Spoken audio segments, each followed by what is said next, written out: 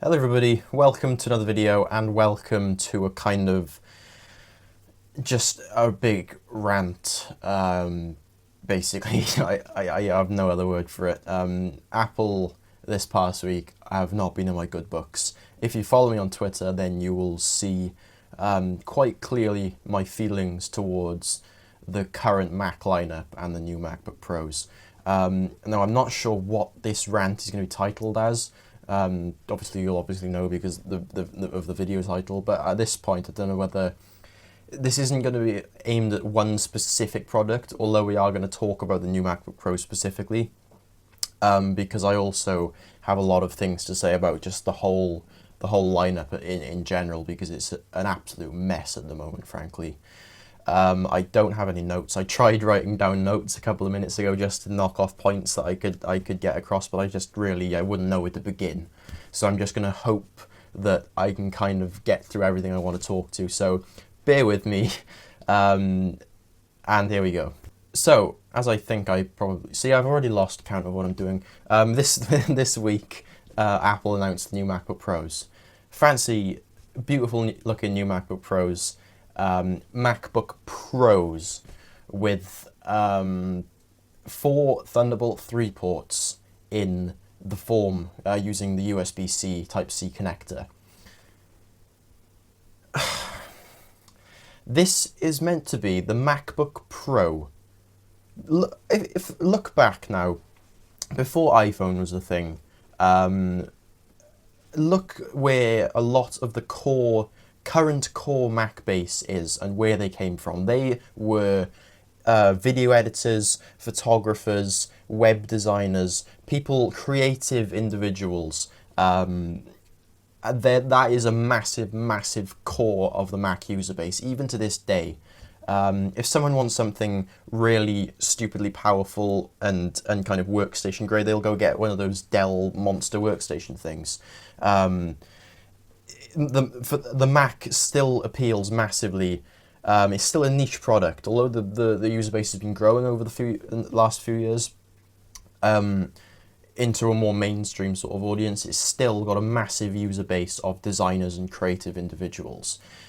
Photographers specifically, use these things called cameras, and cameras, whether you're working with video or photo, have been standardized for a long time now with SD cards. These guys, if you work in weddings, be it a wedding or you're just literally just an amateur going out on the Sunday and taking pictures of your cats and dogs and stuff, it's all done through an SD card. Video work as well, it's all done through an SD card. And although these cameras do transfer over USB, they're only now coming into effect with USB 3 connectivity. So a lot of these professionals' cameras and these machines that they rely on their work, that they rely on their living to be made off of, they have a USB 2 connection for transferring files, their video and their photo files. So what they would do, naturally, is take the SD cards, because they usually have multiple of them, out, and plug them directly into their laptop or computer that has an SD card. Now, the MacBook Airs have had these, the 13-inch MacBook Airs have had these since 2010, I believe, and they still, the existing 13-inch MacBook Air that is currently in the lineup has an SD card. I'll go on to the whole lineup later on. And the MacBook Pros have had them for a very long time, up until this newest generation. If you're looking back to... If you go all the way down to the PowerBooks, they had PC card slots where you could get an SD card reader in them. Those PC card slots were extremely versatile. You could put whatever you wanted in there. They were just a blank space for professionals, whether they might have been audio individuals. They could whack a sound card in there. If they were photographers or video editors, they could whack an SD card reader in there. They were really versatile. And I believe they lived all the way up to 2012 when they brought in the Retinas. I believe they were called something else then, Express Card or something at that point. But it did much the same thing. Then with the Retinas, they got rid of the optical drive, obviously, which is a big deal at the time, but kind of made sense because they'd I keep on saying individualized. They precursored that with the MacBook Air in 2008. Like they did with floppy drives with the iMac, they phased it out over time. They started in their consumer grade machines, taking away features, taking away these legacy or what would be legacy connectors, and then they phased them out when they got to the point of where it was acceptable in their pro machines. The SD card is not a dying format. I think SD cards will be in cameras for a very, very, very long time, and well, they're gone, basically. These professional grade machines that have a massive, massive user base of video editors and photographers, they've taken the main point of contact between the camera and the computer. So what they now have to do with the 4 Thunderbolt ports, they either have to go out and buy a Thunderbolt or a USB-C to SD card adapter, or better yet, a Thunderbolt USB-C to USB either 2.0 or 3.0, and then the USB 3.0 to 2.0 to SD card adapter, because there isn't many USB-C to SD card adapters around right now. So that is one dongle coming off another dongle just to get just to get a connector, a nearly essential connector in a computer that they had literally a month ago. So, and that is kind of the trend of this Thunderbolt connector. Yes, don't get me wrong, I think USB Type-C is the future, and I think Thunderbolt in USB Type-C is great. I have no quibbles with the connector itself. I think it's perfect. I think the form factor is great. I love the connector. I love what it can do. And I do think it is the future, because, I mean, you've seen it now. What you can plug into one connector is just incredible. But we're not there yet. And when Apple introduced the 12-inch MacBook last year, and they removed everything aside from that one USB Type-C connector, you kind of just went, okay, yeah, it sounds a little bit radical now, but look what happened with the iMac when they removed the floppy drive. Look what happened with the MacBook Air when they removed the optical drive. People thought, what on earth are they doing? They're mental. But naturally, the market kind of, well, it goes on, and it basically follows suit. And lo and behold, when was the last time you used a CD? I could have asked you then, back in 2005, when was the last time you used a floppy disk?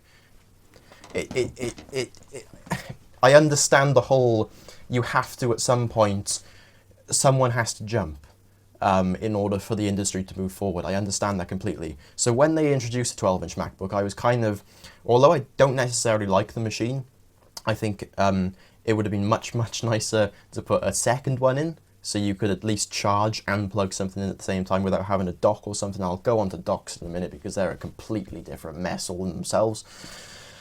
I kind of understood what they were doing, because they always have that one machine at one point in this transitional this transitional phase that is basically an experimental machine, a machine that people can choose to buy if they want, and basically for early adopters, like with the MacBook Air. So I understood it. But this now, 18 months later, we are still very, very, very much in that transitional stage.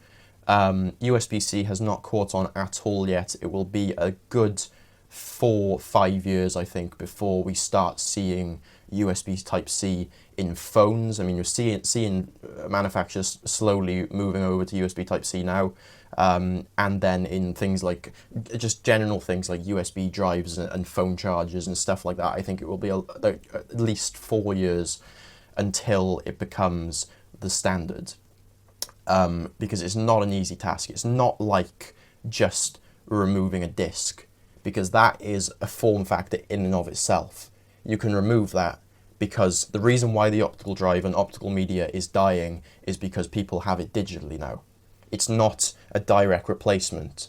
Whereas this, the USB Type-C, it is a direct replacement for USB Type-A.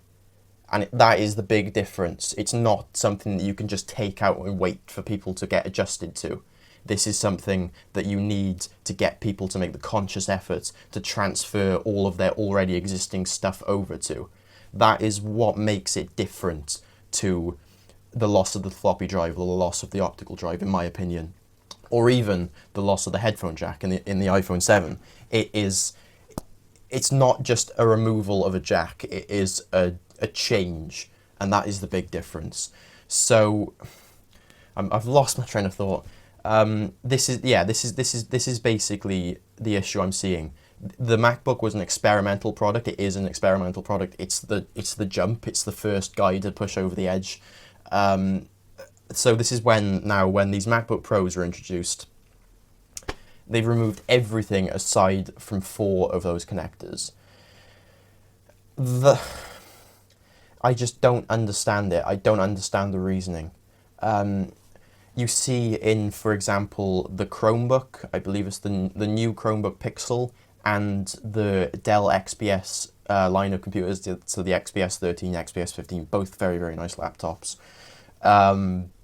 They have now, in this transitional phase, they have a USB Type-C, and they are selling and encouraging people to use USB Type-C.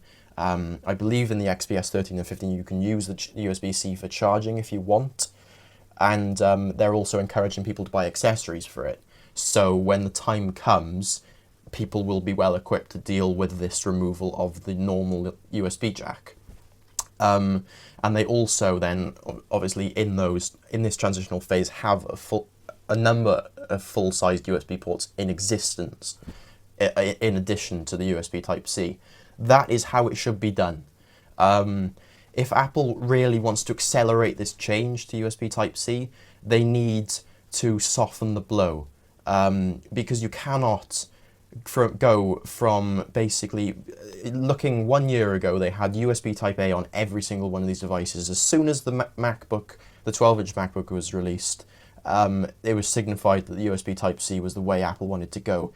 18 months later, they now offer no new Macs in their lineup, unless you want to go back to the old generations that have anything other than a Type-C port. That is just not enough time. They are going to lose sales, and I really am confident in this. They are going to lose a lot of sales. I really, really don't think these machines are going to sell well. I work in a university, and for the last couple of months, everybody's been getting new grants in, the new teaching year has started, so everybody wants new laptops. So everybody has been buying machines left, right, and centre. The old Macs, since these MacBook Pros have been introduced, people have been waiting for these new MacBook Pros in anticipation. Because they know these old MacBooks, they were old. They ran, I think, 4th generation Intel Core processors. They wanted to wait for the new generation. They knew they were coming. And now they've been released. Not only have they just removed all of the connectivity, so you need dongles for absolutely everything, and you will need to. It's not even like it's a short-term thing. It will be that way for years. Not only have they done that, they've priced it unbelievably high. Now this has, again, on top of that, because in America, I believe it's a couple of $100 extra than what the old ones did. But because of Brexit, and because of how catastrophically badly the pound is doing at the moment, in addition to that extra $200, Apple have also increased the price of all of their machines by 20%, basically.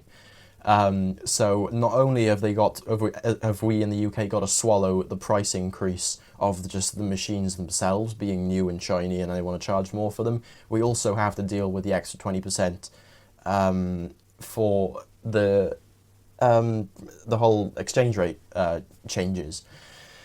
So people have actually been going now this week, since these new machines have been released. Actually, can you buy me one of the old ones, please? They have actually been looking at these new ones, bang smack in the face, and going, no, they're too much money and they are too much hassle, because it's not only the cost of the machine itself, it's also the cost of, in most cases, about £300 for a Thunderbolt dock. These docks are not cheap at all. They are stupidly expensive things. Thunderbolt has always been a really expensive standard, and these docks are not cheap at all. And then they also, for on the go, so when they're giving talks and presentations and stuff, they need to be able to connect to projectors via VGA, and they also need usually a gigabit Ethernet to Thunderbolt adapter to get to a wired network at some point, because some things don't work just over the Wi-Fi in a lot of universities. So that then is basically an extra 100 quid on adapters as well. So you've upped the price of the MacBooks by £400 roughly. Then you expect people to pay £300 for a dock when they're at their desks, so they can plug their monitor and their keyboard and everything in without having dongles everywhere. Because if you really wanted to, you could go out and buy USB-C to USB-A dongles for every single one of the ports. But it's just a mess. So basically what people are doing, they're just getting a dock and plugging it into one port. That is a neater solution, but it's expensive. So you basically then, you've got £300 on the dock, £100 roughly on adapters, and then £1,500 minimum on the machine as well. Which, by the way, if you want to pay £1,450, I think it's £1,450 for the baseline MacBook Pro, you are getting a dual-core i5 processor and 8 gigs of RAM without the stupid touch bar. And oh my god, guys, I haven't even started on the touch bar yet. Yeah. You're paying £1,500 in 2016, a professional grade machine. You're paying £1,500 for a dual-core i5 and 8 gigs of RAM. And you can only go up to a dual-core i7 still in the 13-inch form factor. In order to get up to a quad i7, you have to jump to the 15-inch MacBook Pros, and then you're looking at a minimum of anywhere from £2,500 to £4,000 on a laptop, and it's just incredible. And you're also then, of course, limited by RAM, no more than 32 gigs. 16 gigs is becoming pretty standard now. I've got 16 gigs in my desktop. Every standard base spec desktop we buy in has 16 gigs of RAM, and laptops aren't coming in with anything less than 8, most with 16 gigs as well. So for Apple to expect someone to pay £4,000 on a laptop that only has 16 gigs of RAM is frankly a joke. Yeah, that's kind of the price. The price is a joke. The connectivity is an absolute joke. The removal of an SD card is a crime, and also the removal of MagSafe. This one really got me angry. MagSafe is arguably the best feature Apple has ever put in their laptops. If you look back to the PowerBooks and the iBooks back in the day, where they had the little just standard power connector, basically, if you walked over, or your dog walked over the cables, which is in a lot of people's cases runs over the cables of your Mac laptop, because they usually run across the floor. They're usually plugged into the floor and drag across. And that's just reminded me of another thing as well, which I'll go on to in a minute, the power extension cables. You kind of drag them across the floor. If your dog or yourself or whoever runs over it, your laptop is going to be dragged down with it. MagSafe, of course, is a beautifully designed little thing, and it pops out whenever any tension is found in the cable. Genius, absolute genius. One of the best things Macs have ever done. And they removed it. They didn't even mention it. They didn't even acknowledge it on stage. You charge by USB-C now. Well, I appreciate the flexibility of being able to plug the charger into either side. Unless you're on the 13-inch base spec MacBook Pro, the 13-inch one without the touch bar, which I think most people will buy, because this is another thing as well. And I'm sorry, guys. I told you this would be all over the place. This is another thing. There's 4 of these Thunderbolt ports. I'm just going to shelve that thought about the MagSafe. You've got 4 USB-C ports in these machines that do all of these amazing things each. They can each take power, multiple USB devices, video. They can display video output, and they can do all of these things in just one port. So I'm really struggling to see what the addition of 4 of them is going to achieve, because most people are going to buy a dock.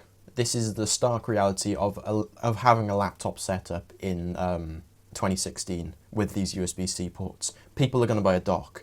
There's no longer ports in these laptops. That's just it. So people are going to buy docks, and they are going to plug one USB-C cable into their laptop when they get home, and they are going to then have video and USB and keyboard and mouse and network all in that dock via one cable, because that cable is capable of doing all of that stuff. So you sat there, you're working away, you've got all of your ports and stuff through this dock, and it's all wonderful and brilliant, and you're having a whale of a time, and you have 3 unused ports on your laptop that do the exact same thing as what you have plugged into your dock, what you have the dock plugged into. What is the use of 4 of them? Unless we get to the point where you're going to have like 3 USB Type-C USB sticks plugged in at the same time with a charger, or dongles, which is basically it. Unless the long-term idea is just dongles for everything, which is what I genuinely think Apple believes in. That's what I think. I don't see what adding 4 over adding 2 in the 13-inch base spec MacBook Pro. I don't see what the real advantage of it is, because if you say, oh yeah, but you can plug so many things in at the same time, yes you can, but they're all the same ports. So unless you're using that port for the same thing, so for a native USB Type-C device, so say a USB keyboard, for example, a USB Type-C keyboard, a USB Type-C mouse, which no one is going to do because it'll all be wireless, because that's the future. The only advantage of having more ports to be able to plug more stuff into is if all of those ports do different things. And because they're all the same connector, which means you'll need to buy adapters in order to change the functionality of those ports, which means the only way you can benefit from having more of these USB-C ports in your laptop is by adapting them to different ports, which means dongles absolutely everywhere. And that, I think, defeats the purpose. I hope anyway, defeats the purpose of what this Apple's vision of the future is. I know they want to do everything wirelessly, but then they go and stick 4 of the exact same port in the machine. It just doesn't make sense to me at all. When one port can do everything, 2 ports, you can have one thing plugged in and then charge or whatever. That makes sense to me. But having 4 of them plugged in, as I said, unless you have adapters that is adapting everything to different what you want to plug into different entities, then it kind of goes against the anti-dongle thing. I don't know if I'm making sense to anybody or whether you disagree. I'd love to hear your thoughts on everything that I'm saying, basically. As I said, none of this is scripted, so I'm talking out my ass. I'm just kind of going with the flow. And if you disagree or if you have any comments, I'd love to have a bit of a conversation with you guys, because this is just, it's really intrigued me. But yeah, now going back to the MagSafe thing, I had absolutely no idea what I was talking about, but basically, yeah, one of the best features the Mac has ever had, and they've removed it, and now your £4,000 15-inch MacBook Pro is going to go falling to its death when you pull the cable, and that's that. That seems like a step backwards to me. You could have this port that does everything, but save your laptop when you trip over it. That just seems like Apple have kind of gone, yeah, it's a good feature, but it doesn't make us any money. If anything, it loses us money, because it means people don't break their laptops, which means they don't come to us and we can't charge them to fix it. That is basically what it looks like to me. And I'm just going to check whether we're still recording. This has happened to me before, guys. I've gone on a ramble and my camera's run out of space. Just checking. Yeah, so we've covered the awful connectivity. We've covered MagSafe. Now I want to go on to the touch bar. Yeah, I want to have a little bit of a jab at the touch bar. Now, it's cool. Don't get me wrong. It's a cool little feature, and it looks great in promotional videos with all of the different wavy stuff and the cool animations they've got going on that make it look futuristic and amazing. But the bottom line is, you can only do so much with a 1-inch strip of touch. They demoed it with Final Cut Pro and Photoshop. They're the 2 demos I'm going to focus on the most. They demoed it with Final Cut, and they basically shown how it would revolutionize the way you scrub through your timeline and stuff. Now, I'm not being funny, but I was looking at that and going, that is not going to add to my productivity at all. I can see and control my timeline perfectly well, thank you very much, with the trackpad or with a mouse and the keyboard. I don't need the added distraction of taking my hand away from the mouse or away from the keyboard and fiddling around with this weird quirky little bar. It just doesn't seem to add functionality to me. It seems like more of a lateral move. I'm not going to say it decreases functionality, because if it's customizable, if it is completely customizable, sure. Adding buttons and little switches that are usually 4 or 5 menus deep, that is really, really handy. And I like that idea, but I don't like you had the DJ fucking doing whatever he was doing. I mean, come on, it's a gimmick. It is just a Class A gimmick from Apple, and I just hope that they don't run with it. Again, I've said this, I'd hope these laptops don't sell, because I don't think they deserve to, because I think Apple have gone too far with the whole removing connectivity thing. I really, really genuinely do this time. And this gimmick, this is the headline flagship feature of these machines. When you see what the Surface is doing, what Microsoft are doing with the Surface, with the Surface dial and all that sort of amazing stuff, that is proper innovation right there. As much as I hate to admit it, because I am an Apple fan, I always have been, and I hope I always will be, not if they keep on doing stupid stuff like this though. A silly little AMOLED touch bar that basically, I mean, I was watching an interview with Craig Federighi, and they asked him, I believe, what was some of the best features of the touch bar, and one of the things he said was he has quick access to emojis. Craig, come on, that is not a professional grade feature. These are MacBook Pros. These machines are meant to be designed for creative individuals, people that use these machines and do serious work on them. Having quick access to a fucking 100 emojis is not a professional feature. It just isn't. And then I was looking at the kind of Photoshop demo, and mainly it just looked like general settings that you can get from the file and the edit and the menu. They just seem like buttons that have been moved from the window to the bar. Having the little brush adjust size feature, it's okay. I mean, yeah, it's kind of okay. Being able to kind of have one finger on the trackpad, brushing in something, and being able to slide and adjust it on the fly, that's fine. But you can do that anyway. Just hold down, I believe it's Command or Option, and basically you slide up or down, and that adjusts it. It just seems like a very lateral move in terms of productivity. It doesn't seem to do anything better than keyboard commands and shortcuts can do, which these professional people, they know how to use anyway. It's not like they need help accessing these features. And yeah, personally, it's also then for just standard function commands like adjusting volume, adjusting brightness.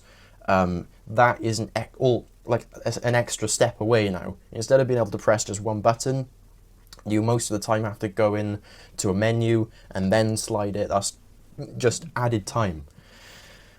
So yeah, the touch bar is just a gimmick. That's all it is, in my opinion. I think some developers will find cool things to do with it, don't get me wrong, but I think at the very, very least, they should have kept, I mean, if you look at the fucking size of the trackpad, you can see that there was space to keep the function keys and also have that touch bar. That would have been so much better. I would have been so much more grateful for it then, because function keys, they were talking about them like they're some sort of long gone, old school vintage thing from the days of programming.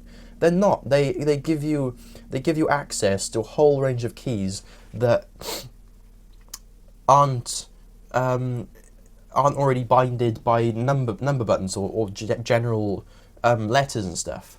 Okay, we're back. My camera just filled up. I was kind of just blabbering on. And just then, as I have been doing, I just check to see if the camera's still recording. And no, I've been talking to myself for the last 10 minutes. But now at least I know how much of your life I've wasted already. If you're still with me, then I love you. You're a legend, and I'm sorry. But yeah, the last thing we were talking about was the touch bar, and how I wish that they just added it in addition to the function key, made the trackpad a little bit smaller, and yeah, kept the function keys as well. For that reason alone, I would save the money and get the baseline 13-inch MacBook Pro, myself personally at least, and yeah. So I'm talking about the MacBook Pro now. I don't want to tread over stuff I've already talked about. It's just not a good machine to be at the top of Apple's list at the moment, to be in their whole lineup for 2016 as well. If this came out in 2020, then it might have been a completely different story. But I just think it's a little bit too far. They've jumped the gun a little bit too quickly, and that's that. So yeah, now I want to talk about desktops for a little bit, and kind of just the lineup in general, because you've got the Mac Mini, which you now have to pay £479 on the Apple Store in the UK, for a machine with a 1.4 gigahertz dual core i5 and 4 gigs of RAM with a half a terabyte hard drive, mechanical hard drive, up from £399 as it was last week before the Brexit increase. Which is just a joke. It's literally just a laptop at this point. Just grab one of the Intel chips from the MacBooks and just stick it in the Mac Minis, or even just put a Core M in the base model. That would be really, really cool. If they could make a Mac Mini that cost maybe $349, that came with 8 gigs of RAM and a Core M chip the same as the MacBook, that would be a really, really nice entry point to the Mac. That would be really, really great. But no, they've kind of just neglected it. The last update was crap as well because it took away user replaceable RAM and stuff. But yeah, Mac Mini's got a long time without an upgrade, and the Mac Pro, the iMacs of course have been updated with 4K and 5K displays. They could do with a little bit of an increase, I believe, but I believe I believe they're running Skylake processors, so I'm not gonna smash them to bits too much. The Mac Pro though, the Mac Pro is now 3 years old. I was reading somewhere that it's the longest a Mac has gone without an update since 1990, and that's a long time.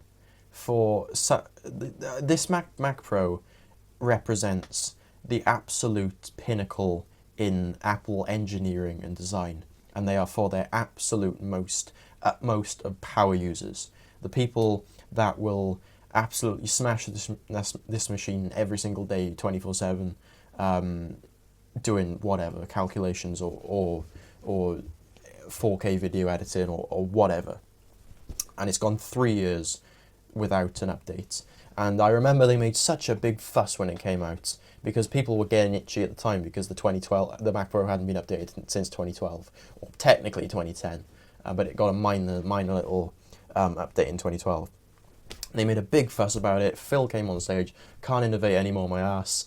They gave it the whole spiel, and they said, look at this, you can connect three 4K displays to this monitor, and you can do this and you can do that, and it's spherical and it's all a beautifully designed piece of engineering. It's made in the USA, and aren't we amazing? And they've just then since not said anything about it.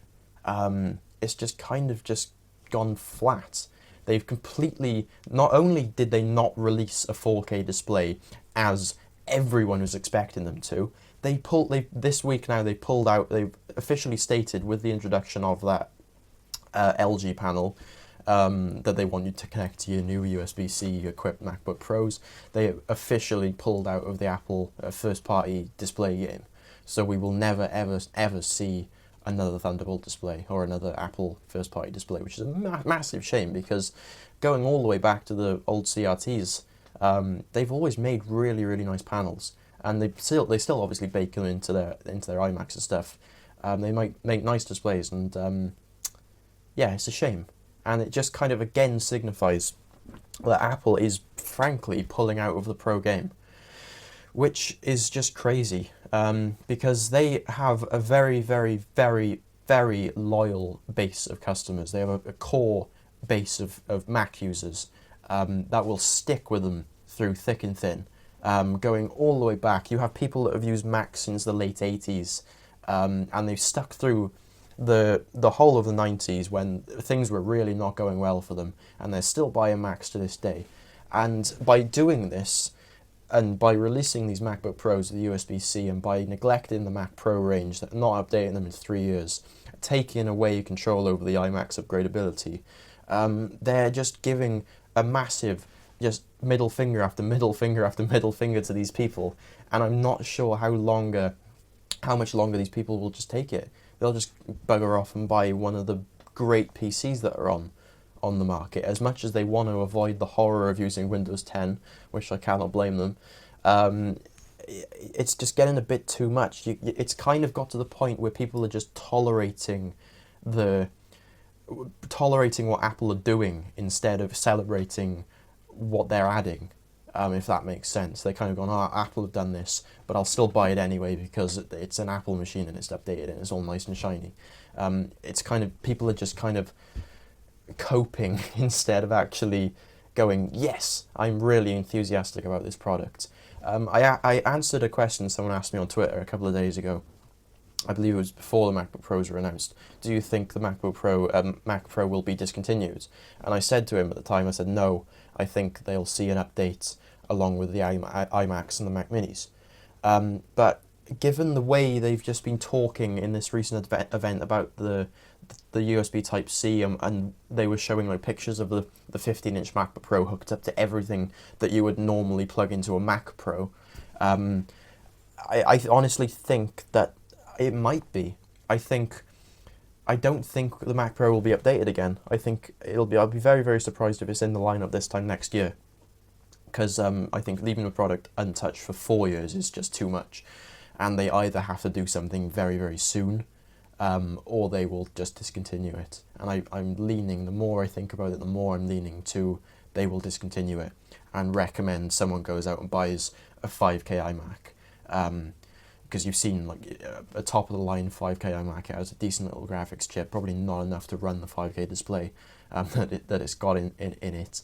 But it's got pretty much the best Skylake processor you can buy, and it's a nicely spec machine, but it's not a Mac Pro. But Apple don't care about that. Apple don't care about upgradability and expansion. They want you to live in their world, and if you don't want to live in their world, then they will not take your money. And it's just, it's really, really frustrating to see. But I just see Apple moving themselves away from the pro game,